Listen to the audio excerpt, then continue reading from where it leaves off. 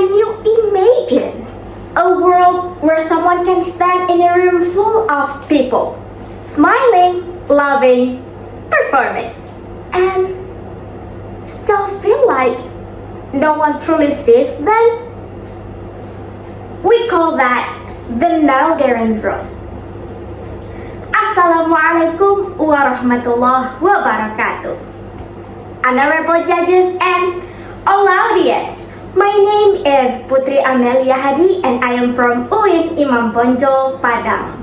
And today, I want to talk about something that most people think belongs only in notebooks or quiet classroom, but actually holds the answer of the loudest crisis of our generation.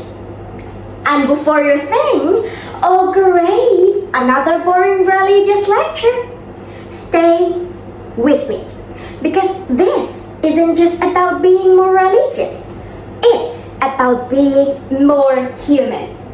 According to the data from World Health Organization, 1 in 7 teenagers globally is living with mental health disorder.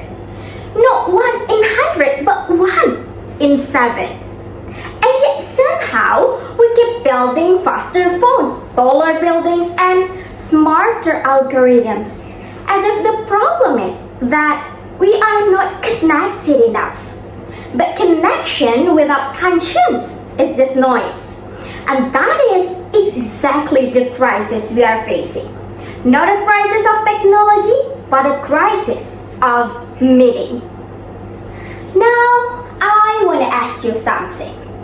What if the answer was already written down 14 centuries ago? Allah says in the Quran, Surah Al-Imran, verses 110, A'udhu billahi minasyaitanir rajim, Kuntum khayra ummatin ukhrijat linnasi ta'muruna bil ma'rufi wa tanhawna 'anil munkar. You are the best nation produced for mankind. You enjoin what is right and forbid what is wrong. Look at that phrase, ukhrijat linnas, brought up for mankind, not for yourselves, not for degrees, not for your resumes, for mankind. That is the soul of Ushuluddin, the science of words, the science of conscience, and it's telling us that knowledge has no value unless it leaves the classroom and walks into the world. But here's what troubles me.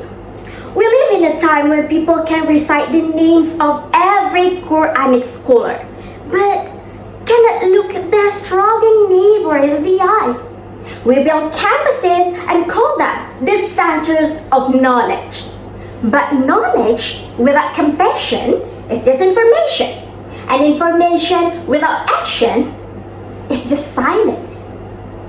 My dear audience, Ushuluddin teaches us that every soul on this earth comes from the same creator.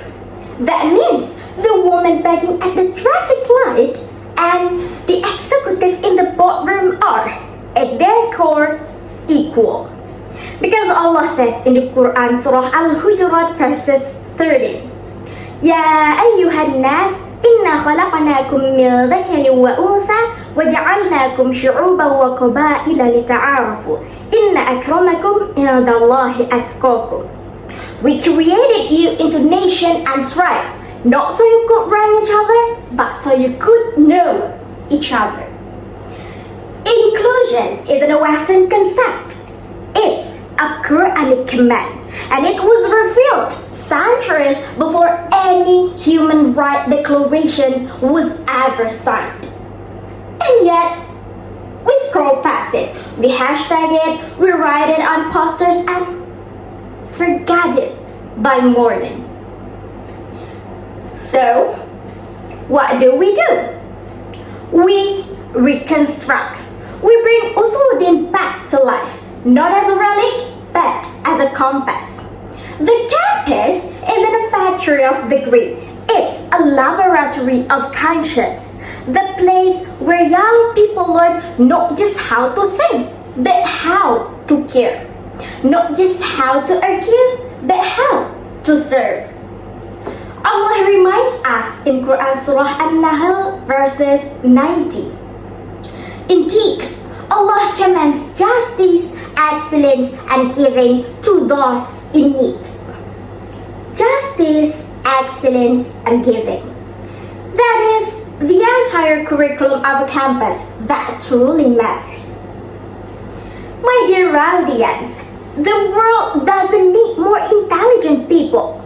We have plenty of those. The world needs people who are good.